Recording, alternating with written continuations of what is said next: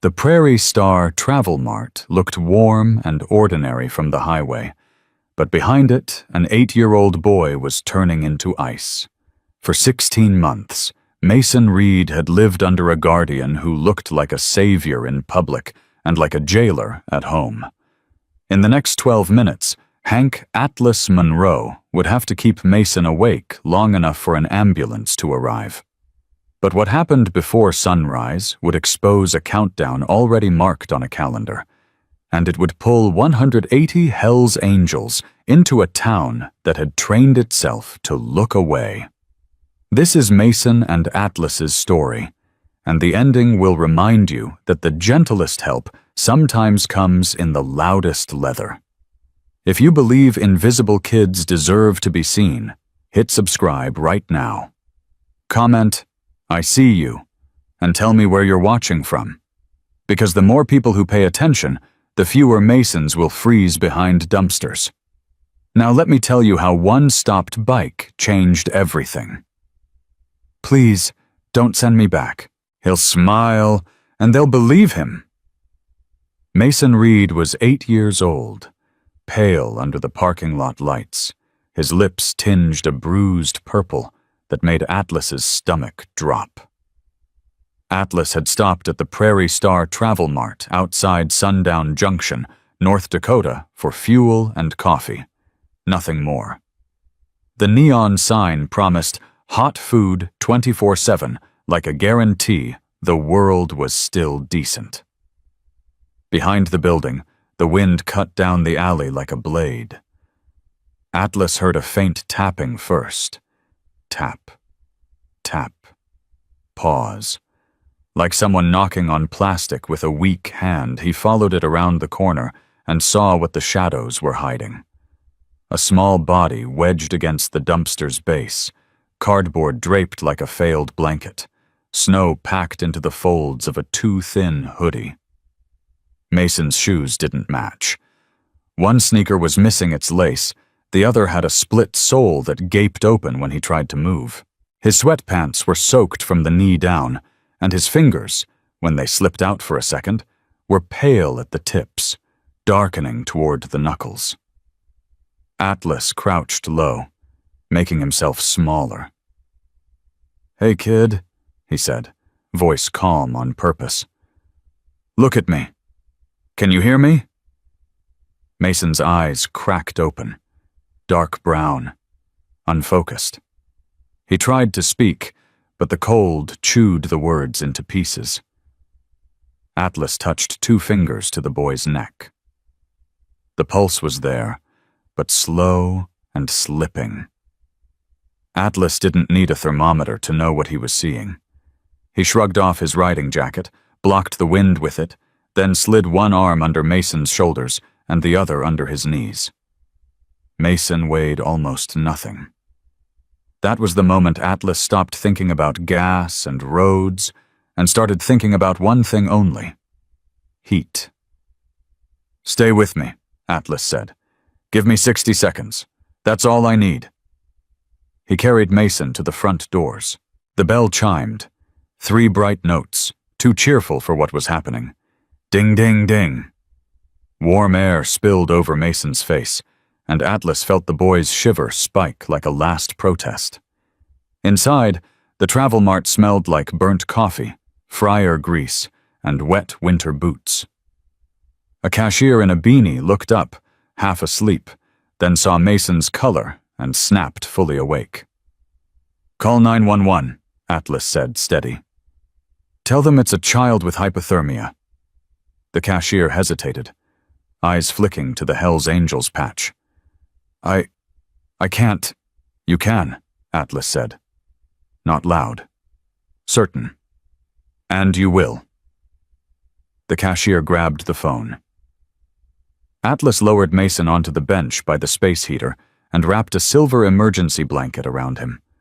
Mason's hands stayed tucked under his arms like he was trying to hold his own heat in. His lips moved again. "Please, don't call him," Mason whispered. "He'll come." "Who?" Atlas asked. "My uncle," Mason said. Caleb Rourke. And that's when Atlas noticed the boy's eyes keep drifting toward the front window, like he expected headlights to appear the second the name was spoken. "Okay," Atlas said. "We're not calling him. We're calling help." Mason's voice broke into a tiny, exhausted confession. "I tried," he whispered. Atlas leaned closer. "Tried what?" Mason swallowed, eyes fluttering. "I asked people." The words came in short bursts, like each one cost energy he didn't have. "First was a lady at the pump," Mason said. "She rolled her window down a crack. She said, 'Where's your coat?' Like that was the whole problem. Then she drove away." He took a shallow breath.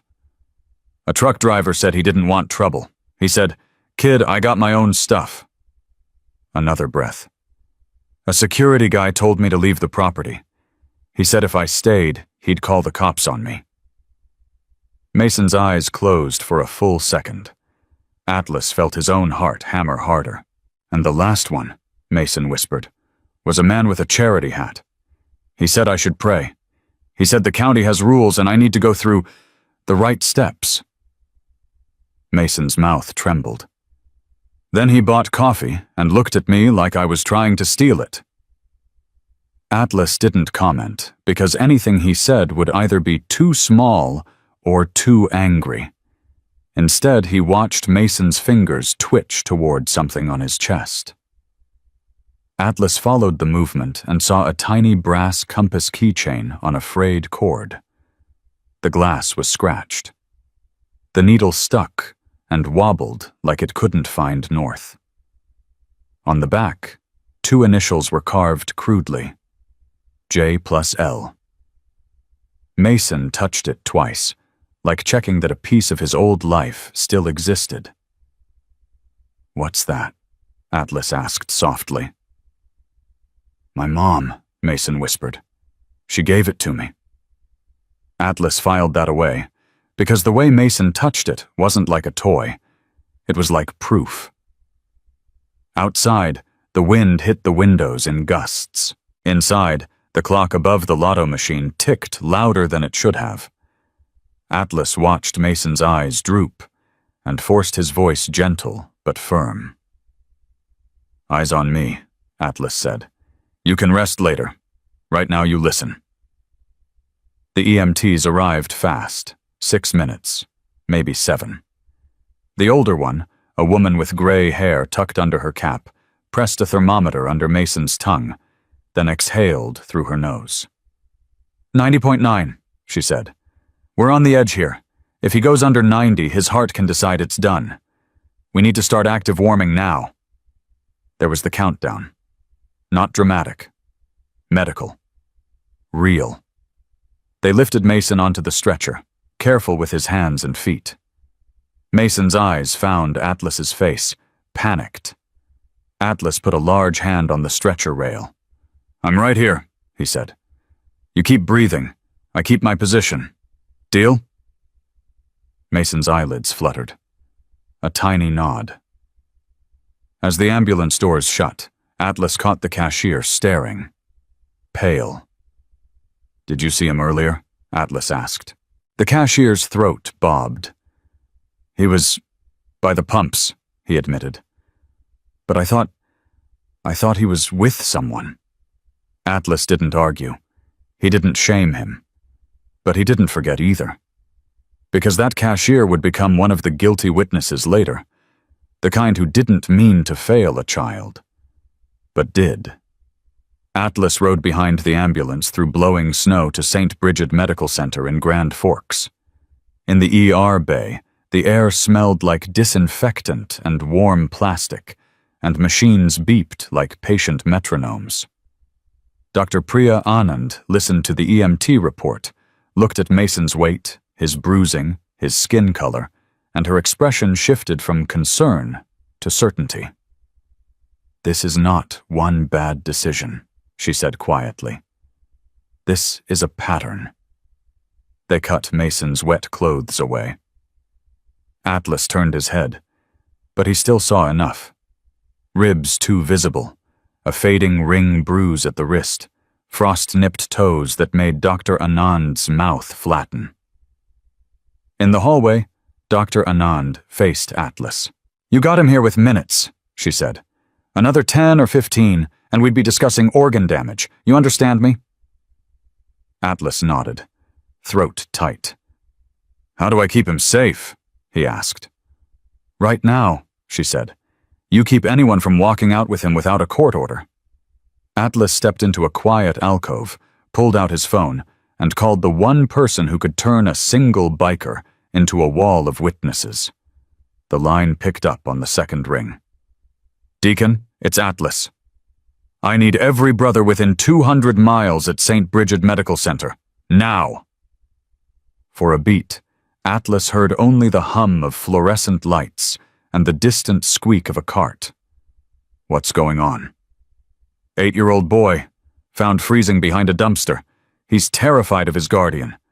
We're not waiting for paperwork to move slower than the cold." "Say no more. We're coming." Atlas ended the call and stared at his screen like it had changed the world, because it had. Mason woke briefly after the first round of warming. His eyes were clearer, but his body still shook in small, constant tremors. A nurse adjusted his blankets and asked, "Do you have family we can call, honey?" Mason's eyes flicked to the door. "They'll call him," he whispered. "That's when he said it," Dr. Anand would later testify, "and I knew we had to move faster than normal."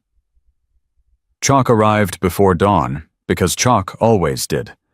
That was his road name, and it fit. Retired school counselor, kind eyes, voice like a soft landing. Chalk sat beside Mason and didn't interrogate him. He pointed gently at the compass. "Who gave you that?" Chalk asked. Mason's fingers tightened around it. "My mom," he whispered. "She said if I'm lost, I go toward the lights." He swallowed, then added, "Sometimes north doesn't work, so I just hold it." Atlas looked at those carved initials and felt something twist in his chest. 2 parents, gone. 2 letters left behind. By 3 a.m., motorcycles began arriving in controlled lines, engines low, then off. Not a show, a response. Men carried blankets, hand warmers, and a box of new kids' socks still in plastic. Badge came with them, retired detective, neat gray mustache, eyes that noticed everything. Stitch came too, former Navy corpsman and EMT, already talking to nurses about frostbite care and follow-up referrals. Circuit came last, young, sharp, already holding an evidence bag and a small notebook. Deacon met Atlas in the hallway. He didn't ask for the story first. He asked for the child. Then he asked for the plan. "Keep it clean," Deacon said. "Evidence, procedures. No hero moves." Atlas nodded. "That's what I want. Because you might be imagining 180 Hell's Angels rolling in ready to break something. But what filled that hospital wasn't chaos. It was discipline. Presence with a purpose. Deacon laid it out like a checklist. "Badge handles law enforcement contact," he said. "Circuit documents and preserves. Stitch coordinates medical follow-up. Chalk stays with the boy. And I'll deal with the public part if it comes." Atlas heard the phrasing and understood. This wasn't "go get him." This was "make sure the system can't fail him again." Mason's truth came out in layers, the way trauma always does. First, the small truth that sounded almost normal if you weren't listening right. "I sleep in the garage," Mason whispered, eyes on the ceiling. "In the little laundry room. The door locks from the outside." Second, the deeper truth that made Dr. Anand stop writing. "He locks the cabinets," Mason said. "With a real lock. If I take food, he says I'm stealing." Third, The system truth. Paperwork as a weapon. He took me out of school, Mason whispered. He said I'm homeschooled. He made papers. People signed. Atlas felt the anger rise, then forced it down again because anger without strategy is just noise. What school? Chalk asked, gentle. Maple Ridge, Mason whispered. Mrs. Feldman. She asked about my lunch. I said I wasn't hungry. Uncle Caleb brought donuts the next day. Everyone laughed. Then she stopped asking. A teacher who noticed, then let charm do the rest. Another rung on the failure ladder. And there was a lady from the county, Mason added, eyes shiny. She came once. Uncle talked outside. He smiled. After he told me if I said anything, I'd sleep in the snow. Kim Alvarez's fingers paused over the keyboard when she heard that. You remember her name? She asked. Mason shook his head. She wore a badge on a lanyard, he whispered. Like school. The fourth layer was the one Mason struggled to say because saying it made it real. He said after New Year's, Mason whispered, voice cracking. He won't have to feed a kid anymore. He said the money clears. What money? Dr. Anand asked. Mason hesitated, then whispered, My mom and dad had money when they died. Atlas finally got the backstory in one sharp, awful sentence. Mason's parents had been killed 16 months ago in a highway pileup near Devil's Lake. A lawsuit settlement and life insurance payout had come afterward. Hundreds of thousands. The money was supposed to cover Mason until adulthood, but the Guardian controlled it, and the Guardian, apparently, had decided Mason was temporary. Mason reached under the blanket and pulled out a cheap, prepaid flip phone with a cracked screen. I hid it, he said. I recorded him. The room went quiet in that particular way, like everyone heard the same invisible door click shut. Circuit didn't touch the phone yet. He asked the nurse for gloves. He asked the social worker to witness. He asked Badge to log the time. Because later, when Caleb Rourke tried to claim, that isn't my voice, Circuit wanted the court to have nowhere to hide. At 4:46 a.m., Kim Alvarez arrived. Social worker, hair pulled back tight, eyes tired in the way that comes from too many cases that should have been prevented. She listened to Dr. Anand, then to Mason. Mason kept glancing toward the door. Chalk leaned in. Be brave for 2 minutes, he murmured. Just 2. Let her write it down. Then you can rest. 2 minutes. Another countdown. Emotional, not medical. Kim started typing.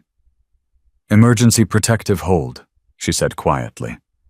72 hours while we verify.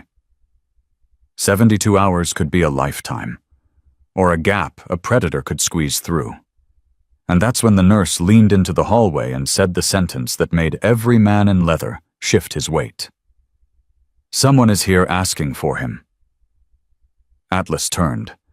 At the far end of the corridor stood a tall man with combed hair, clean jacket, work boots that looked new.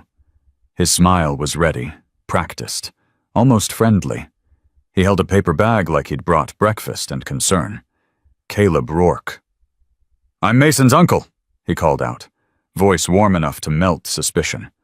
I heard he got scared and ran. I'm here to take my boy home. Mason's hands started shaking so hard the blankets rustled. Chalk angled his chair so Mason couldn't see the hallway. Eyes here, he murmured. Breathe with me. Badge stepped forward, not aggressively, professionally. He spoke to hospital security, then to the deputy who'd just arrived, using words like minor, medical instability, and suspected neglect, because those words open doors that anger never will. Deacon addressed Caleb without heat. You can speak to the deputy and the social worker, he said. You are not taking that child out of this hospital. Caleb's smile didn't fall, It sharpened. "Now hold on," he said with a chuckle. "He's been sensitive since his parents passed. He dramatizes. He wanders. I've been doing my best." Atlas watched the performance and understood why Mason had whispered what he whispered. He'll smile, and they'll believe him. Dr. Anand stepped out and looked Caleb dead in the eye. "Sir, he is not being discharged," she said, "and the county is being notified." For the first time, Caleb's face flashed something real. Irritation, quick and cold, before the mask returned. "Of course," Caleb said smoothly. "Do what you have to do. I love my nephew. I just don't want these misunderstandings to get out of hand."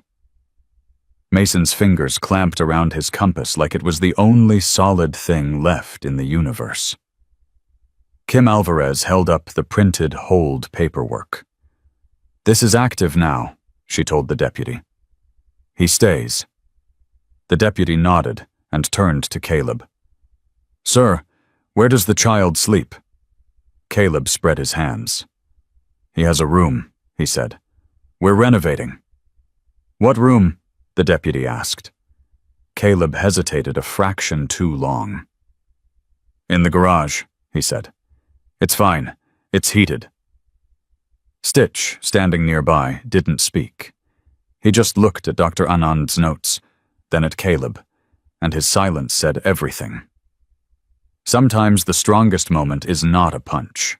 It's a pause where the lie doesn't land. Caleb tried one more time. "This is getting blown up," he said. "He's a kid. He gets scared.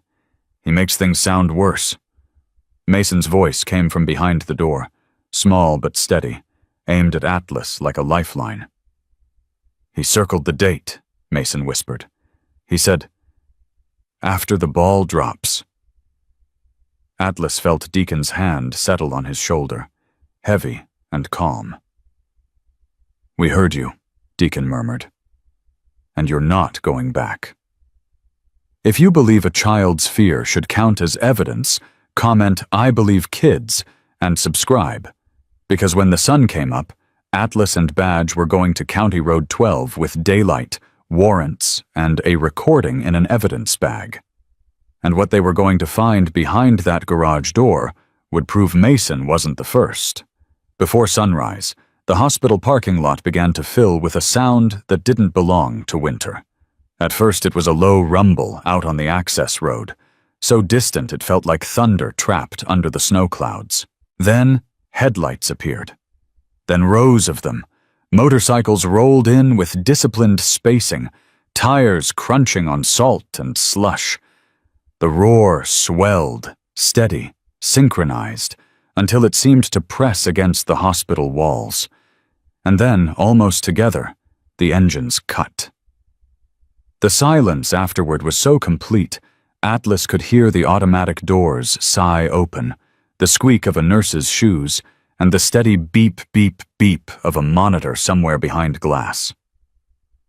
By 5:10 a.m., 180 Hell's Angels were in that lot. Not a rally, not a show, a perimeter of witnesses. Men stood beside their bikes in loose formation, hands in pockets, shoulders squared against the wind. A few carried practical things: socks, blankets, bottled water, hand warmers. Nurses arriving for shift slowed down, bracing for the story they'd been taught to expect. But the story didn't go that way. Deacon gathered the chapter officers, 23 men who knew the difference between anger and action, and led them into the small hospital chapel. It smelled like lemon cleaner and old paper. He didn't pace. He didn't shout. He just looked around the room. "We keep this boy safe," Deacon said. "We do it clean. We do it legal.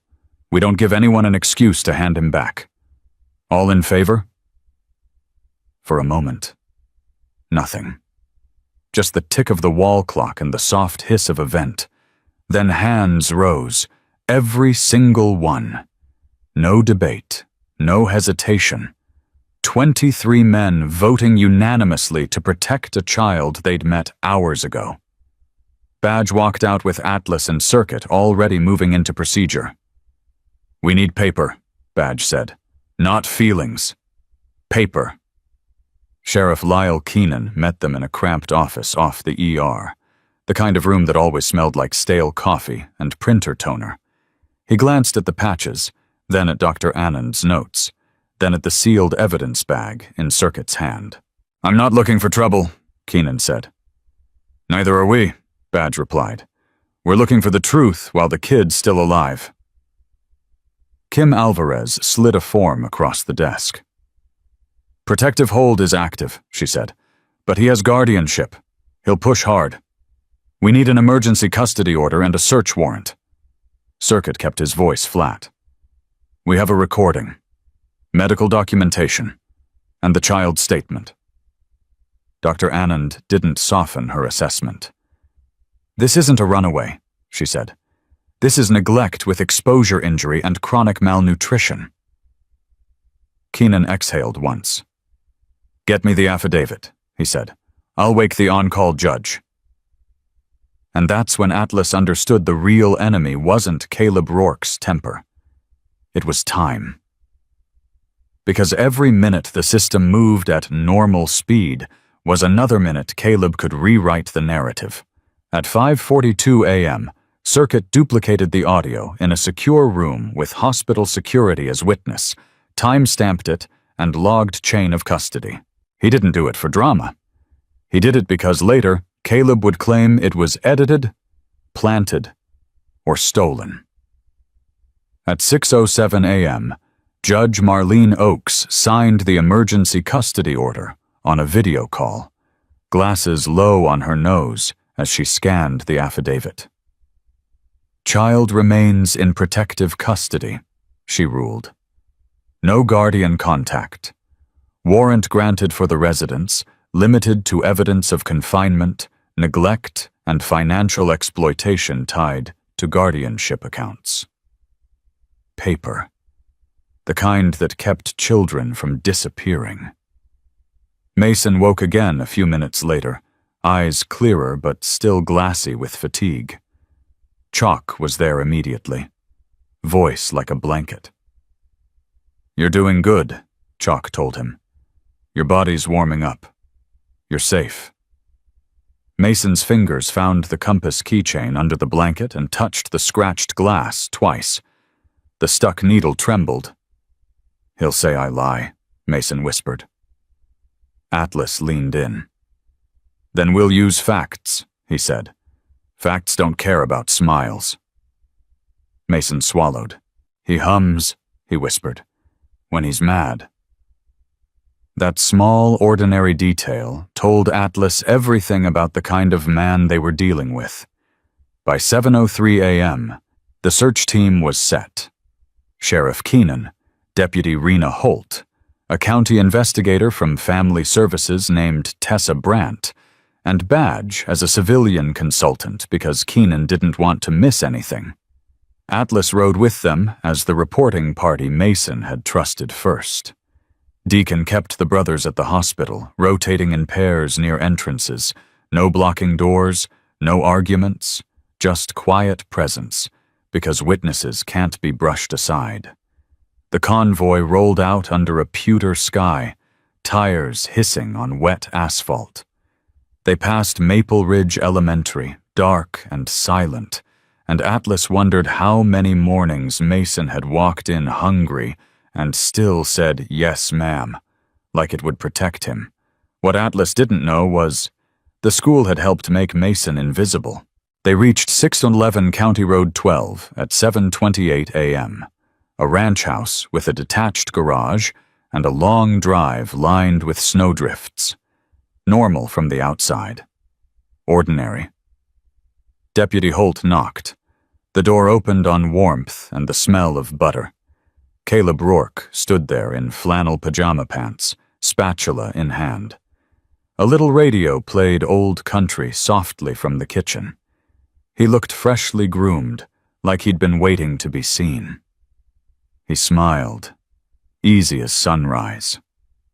"Morning," he said. "What's all this?" Keenan held up the warrant. "Caleb Rourke, we're executing a search warrant and serving an emergency custody order," he said. "You are not to contact Mason Reed." Caleb's smile wobbled, then returned with a practiced chuckle. "Misunderstanding," he said. "That boy panics, he runs. I've been trying my best. Step back," Holt ordered. They moved through the house methodically, body cam blinking red, gloves on, photos taken, notes logged. In the kitchen, the pantry door had a hasp and padlock. The refrigerator handles were looped with a chain and combination lock. Caleb tried to turn it into a joke. "He sneaks food," he said. "Kids, right?" Badge didn't look up. "He's 8, Badge said. "He's not running a black market." In the hall, they found the garage door deadbolted from the outside. Beyond it, a narrow laundry room held a thin cot, a plastic bucket with a lid, and a space heater unplugged from the wall. The window had been screwed shut. Atlas stared at the cot and felt something cold settle under his ribs. This wasn't poverty. It was design. Then Badge spotted the calendar in the master bedroom. December and January were marked with heavy red ink. January 3rd was circled 3 times with a note. After court, funds clean. Other notes sat in the margins like instructions. No school questions, storm window, doc call.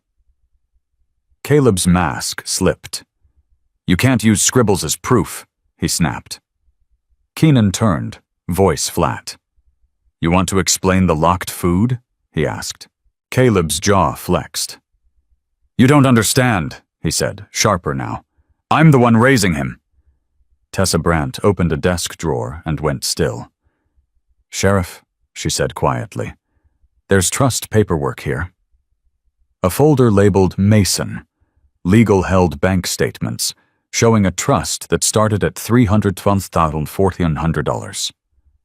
Over 16 months, $228,000 had drained out through management fees, cash withdrawals, and purchases in Caleb's name. A 2025 Polaris snowmobile, a lake cabin deposit, and recurring charges from a casino in Fargo. Numbers turned Mason's fear into evidence, but the bottom of the folder was worse. Badge pulled out another packet, older, labeled Tyler Markham, a foster placement from 3 years earlier. The death certificate listed accidental exposure, found after a winter storm. A life insurance policy for $50,000 had paid out. Beneficiary, Caleb Rourke. Atlas felt his stomach drop. It wasn't one child. It was a pattern. Keenan stared at the documents. "Why do you have a policy on a foster kid?" he asked. Caleb's eyes darted once. "Burial costs," he said too fast. "People do that." "Stop talking," Deputy Holt said, and then the last rung of the failure ladder showed itself. Tessa Brandt checked Caleb's laptop, still logged in, like he couldn't imagine anyone would ever look. An email thread titled Homeschool Approval sat open. A district administrator had written, "Rourke's donation covered the new scoreboard. Mark compliant and close the attendance flag." Another message from a family services supervisor read, "We can't keep reopening cases on a community volunteer without hard proof." Hard proof, like a child freezing behind a dumpster. Badge photographed the screen. "This goes to the state," he said quietly, "not just the county." By 8:03 a.m., Sheriff Keenan had enough. He turned to Caleb. "Caleb Rourke, you are under arrest for felony child neglect, endangering the welfare of a child, unlawful imprisonment, and misapplication of fiduciary property," Keenan said. "Additional charges pending." Holt guided Caleb's hands behind his back. The cuffs clicked shut, clean and controlled. Keenan read him his rights right there on the porch, while the radio inside kept playing, soft and cheerful behind the closed door. Caleb looked at Atlas as he was led to the cruiser and tried to resurrect his smile one last time. "He'll come back," he said. "He always does." Atlas didn't answer, because Mason wasn't in a locked laundry room anymore. He was in a hospital bed with a compass under his blanket, a social worker at his side, and 180 witnesses outside who had decided always was over. By late morning, the guilty witnesses began to crack, one after another, each one adding a brick to the wall around Caleb. First was Evan Klein, 26, the Prairie Star cashier who'd lived in Sundown Junction his whole life. He'd seen scams, drifters, and winter travelers who didn't want help. When he saw Mason by the pumps, he'd told himself the easiest lie in the world: someone else will handle it. His hands shook as he spoke. "I saw him," Evan admitted. "His lips were wrong, and I thought, if I call it wrong, I'll get in trouble, so I didn't call." He swallowed hard and couldn't meet Atlas's eyes. "I knew something was wrong," he whispered. "I just didn't want to make it worse." Next came Janice Garrison, 59, the nearest neighbor on County Road 12, who'd lived there 14 years. She'd heard crying once, muffled through the snow. She'd seen Mason hauling heavy bags to the garage in thin gloves. She'd noticed the same clothes, week after week, and the way Mason flinched when Caleb's truck door slammed. "I called 3 months ago," she confessed, voice breaking. "They came," he smiled. "They left. Afterward, he told me if I kept meddling, he'd make sure the sheriff knew I was trespassing." Her fingers twisted in her lap. "I stopped calling because I thought, if the county saw it and did nothing, what was my voice gonna change?" And then Lori Feldman, 47, third-grade teacher at Maple Ridge, sat down with her hands folded like she was trying to hold herself together. She'd noticed the empty lunchbox, the bruise at the wrist, the way Mason stared at other kids' snacks like he was memorizing food. "I filed a report," she said, tears spilling anyway. "The principal told me Caleb was a volunteer and a donor. He said, 'Don't turn this into a circus.' And then Mason vanished into homeschool paperwork." Her voice cracked on the word vanished. "I told myself the system would catch it," she whispered. "It didn't." By noon, Circuit arrived at the sheriff's office and began imaging the laptop drive while Keenan requested the Tyler Markham file from archives. In a back room, a clerk's face changed when she saw the request. "That file was closed fast," she murmured. "Too fast." Badge didn't push. He just waited, letting the room be quiet enough for truth, because that was the pattern in this whole story. Everyone had been waiting for someone else to do the hard thing. And now, finally, the hard thing had names, dates, recordings, locks, and dollar amounts. And Caleb Rourke's smile didn't stand a chance against paper. The first night Mason slept in a real bed again, he kept his fist closed around that little brass compass until his knuckles turned white.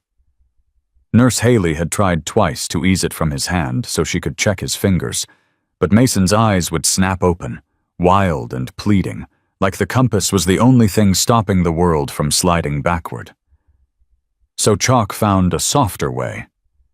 He brought a strip of gauze, looped it gently through the cord, and tied the compass to the bed rail where Mason could see it without gripping it. Then he lowered his voice like a lullaby. "It's still here," Chalk said, "and you're still here. That's the whole point." Mason blinked, breathing shallow. His eyes drifted to the hallway and back again.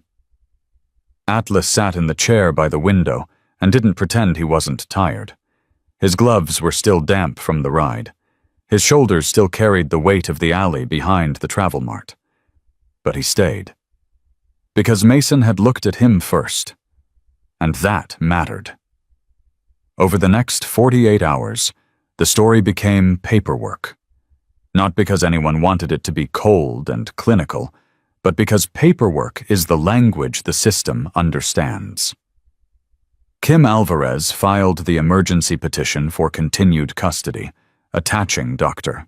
Anand's medical findings, acute hypothermia, early frostbite, signs consistent with chronic malnutrition, and an injury pattern that didn't match normal childhood clumsiness.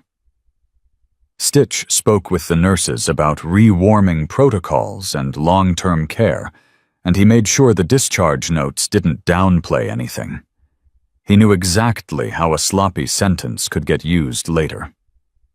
Circuit organized everything into a clean, boring timeline, dates, times, locations, logs, because boring evidence wins cases.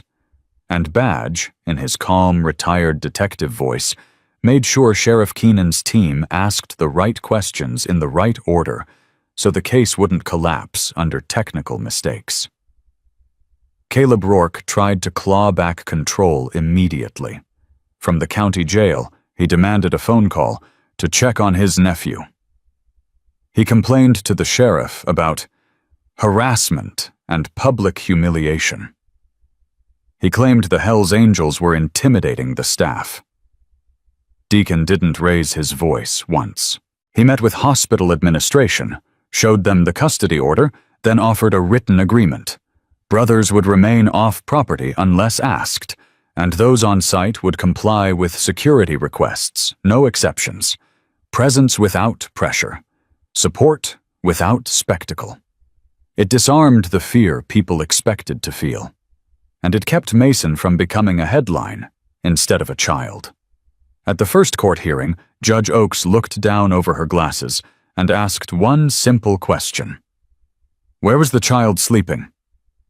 Sheriff Keenan described the locked laundry room in the garage, the chained refrigerator, the padlocked pantry. Judge Oakes's face didn't change much, but her voice did. No contact, she ordered. Immediate restraining order. Guardian privileges suspended. Temporary custody remains with family services pending kinship placement. Caleb's attorney argued it was a misunderstanding and a grieving child acting out. Then Circuit submitted the audio recording through proper channels. The courtroom listened to Caleb's voice, calm and ordinary, talking about money like a weather forecast, talking about timing like a plan. There was a moment, barely 2 seconds, when Caleb realized his smile couldn't fix this. Judge Oakes set bail at $500,000 cash surety, high enough that Caleb didn't stroll back into town by dinner. She added conditions: surrender passports, no contact with witnesses, no access to any financial accounts tied to the trust. Paper became protection. Meanwhile, Mason's world shifted from crisis to recovery, and recovery had its own kind of bravery. Dr. Anand explained frostbite care in words an 8-year-old could handle. Your fingers are angry, she told him gently. We're going to help them calm down. Chalk helped Mason eat slowly, because after long hunger, the body needs patience. Stitch taught him a simple breathing game when nightmares hit. 5 breaths, I count with you. In, 2, 3, out, 2, 3. Atlas watched Mason learn that safe adults didn't vanish the moment you needed something. On day 3, Kim Alvarez found Mason's aunt. Her name was Samantha Reed Calder, and she lived in a small blue house at 2148 Walnut Avenue in Grand Forks, close enough that she could get to the hospital in 10 minutes, far enough that she hadn't seen what was happening behind the garage door. She walked into Mason's room with a winter coat still on, cheeks red from the cold, eyes wide with the kind of regret that hits like a wave. Oh, baby, she whispered, and then she stopped herself, like she didn't know if she'd earned the right to say it. Mason stared at her for a long moment. His fingers touched the compass on the bed rail, twice. "Aunt Sam?" he asked, voice thin. She nodded fast, tears already falling. "I'm here," she said. "I'm here now." Mason didn't run into her arms like a movie. He didn't trust the moment that quickly. But he reached out one hand and let her hold his fingertips, careful around the tender skin. That was his version of yes. The kinship placement took another stack of forms, home checks and interviews. Badge insisted on it, not because he doubted Samantha, but because Caleb had been approved too easily once before. This time, nothing would be easy. On Mason's discharge day, Samantha arrived with a new coat, new boots, and a backpack filled with things kids should be allowed to have without begging. A hoodie that fit, thick socks, a paperback about space, and a small stuffed dog with a red bandana. Mason traced the dog's stitched smile like he was testing whether it would disappear. The club didn't hand Samantha a bag of cash in the hallway. They did it the right way. Deacon set up the North Star Safe Kids Fund through a local non-profit partner. Receipts, transparency, oversight. The first week, chapters from 3 states donated quietly. Within 10 days, the fund had $62,400 earmarked for Mason's needs: therapy, winter clothing, tutoring, and a legal retainer so Samantha wouldn't get buried by motions and delays. Atlas didn't tell Mason the number at first. He just told him the truth that mattered more. "You won't have to earn being safe," Atlas said. "Safety isn't a reward." Before Mason left the hospital, he asked one question in a hoarse whisper. "Is he coming?" Chalk didn't sugarcoat it. "He's in jail," he said. "And there are rules now, strong rules." Mason's shoulders dropped half an inch, like his body finally believed the floor would hold. The trial moved faster than Caleb expected because the evidence was clean and the paper trail was loud. Circuit's forensic report showed trust withdrawals and purchases tied directly to Caleb's accounts. The school emails confirmed the attendance flag had been closed after donations. The pantry locks and garage cot photos made misunderstanding sound ridiculous. And the Tyler Markham folder, the second victim, turned Caleb's case from cruelty to pattern. The state reopened Tyler's death review. No gore, no sensationalism. Just a quiet, thorough audit that asked the questions no one had asked 3 winters earlier. The medical examiner who'd signed off too fast was investigated for professional misconduct. A family services supervisor resigned under pressure. It wasn't vengeance, it was accountability. During testimony, the guilty witnesses sat under oath and finally said the words that had haunted them. Evan Klein, the cashier, voice shaking. "I saw him. I didn't call. I'm sorry." Janice Garrison, the neighbor, wiping her face. "I convinced myself the county knew better than me." Lori Feldman, the teacher, barely able to speak. "I believed the wrong adult." Their confessions didn't erase what happened, but they built a bridge for what happened next. A town admitting it had learned the wrong habit: looking away. On the 5th day of trial, the jury deliberated for 1 hour and 21 minutes. When they returned, the courtroom stood. The foreperson's voice didn't wobble. "Guilty," she said, "on all counts." Caleb Rourke stared straight ahead like he was listening to a different room. At sentencing, Judge Oakes listed the charges plainly: felony child neglect, unlawful imprisonment, theft by deception, misapplication of fiduciary property, and insurance fraud related to the prior case. Then she said the sentence that made Mason's aunt grip the pew. 17 years in state prison, Judge Oakes ruled. No parole eligibility for 10 years. Restitution ordered. Permanent termination of guardianship rights. And a standing no-contact order for the duration of release. Caleb's smile never came back after that. Justice, finally, had a time stamp. But justice wasn't the ending. It was the beginning. 3 months later, Mason stood in Samantha's kitchen wearing socks that didn't have holes and a hoodie that fit his shoulders. The house smelled like cinnamon oatmeal and clean laundry. Simple things, but they hit Mason like proof. He still woke some nights, heart racing, convinced he'd hear a lock click. When that happened, Samantha would sit on the floor beside his bed and let him talk without rushing him. Chalk had taught her that. Stitch had reinforced it. Atlas had simply modeled it by staying. And the compass? Circuit took it to a watch repair shop run by an old veteran who didn't ask questions, just fixed what mattered. When the compass came back, the needle moved smoothly, no sticking. It found north like it had been waiting to. Mason turned it in his hands for a long time, then did something he'd never done before. He smiled. 6 months after the night behind the dumpster, Mason returned to the Prairie Star Travel Mart, not to relive it, but to rewrite it. Atlas parked his bike in the same spot, but the air didn't feel like a trap anymore. The bell over the door still chimed, ding ding ding, bright and ordinary. Evan Klein stood behind the counter in a new uniform shirt with a patch that read, Child Safety Trained. The Travel Mart had installed a heated alcove by the entrance and a sign in plain language, If you need help, ask. No questions first.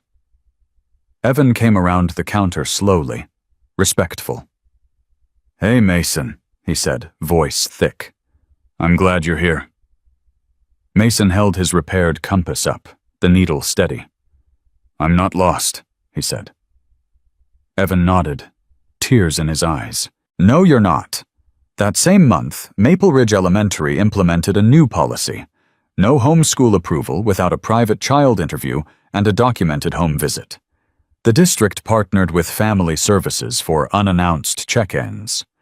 It wasn't perfect, but it was a start. Reports didn't vanish into closed flags anymore. North Star Safe Kids Fund also grew into something bigger than Mason.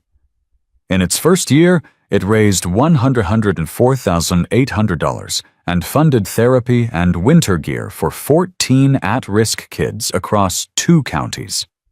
Not because bikers were saving the day, but because the community finally stopped pretending someone else would.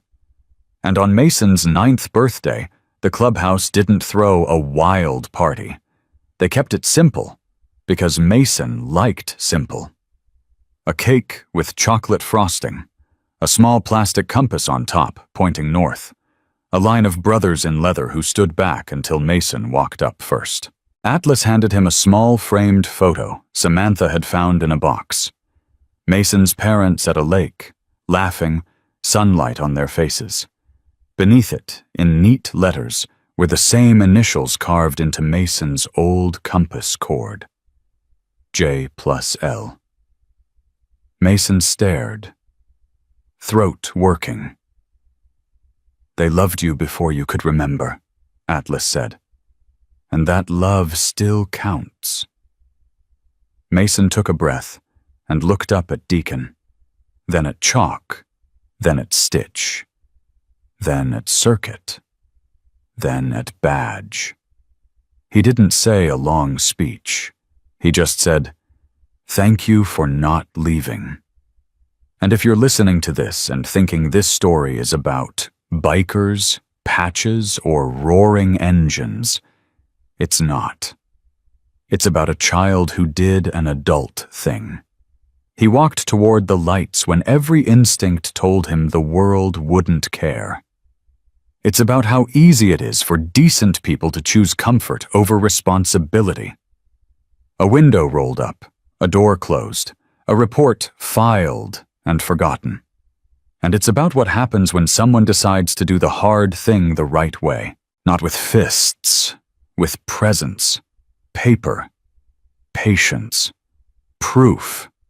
You don't need 180 motorcycles to change a child's life. You need to notice. You need to ask the second question. You need to call again when the first call goes nowhere. If you've ever felt invisible, I want you to hear this part clearly. Invisible is not the same as unworthy. Mason wasn't invisible because he didn't matter. He was invisible because people got used to looking away. So don't get used to it. If a kid hesitates before answering a simple question, pay attention. If a story sounds too polished, ask for the messy details. If someone smiles too easily while a child goes quiet, trust your instincts and follow up. If this story punched you in the heart, don't just feel it, do something with it. Subscribe if you believe children shouldn't have to earn safety. Comment "I won't look away" and tell me, who was the person who saw you when you were invisible? Or who do you wish had looked? Share this with someone who works with kids, teaches, or just needs to remember that noticing is not optional. Because somewhere right now, another Mason is standing at a gas pump with purple lips, waiting for someone to do the second hardest thing in the world. The first hardest thing is being that kid. The second hardest is stopping your comfortable life to help. Be the person who stops. Subscribe. Comment. Share. Don't look away.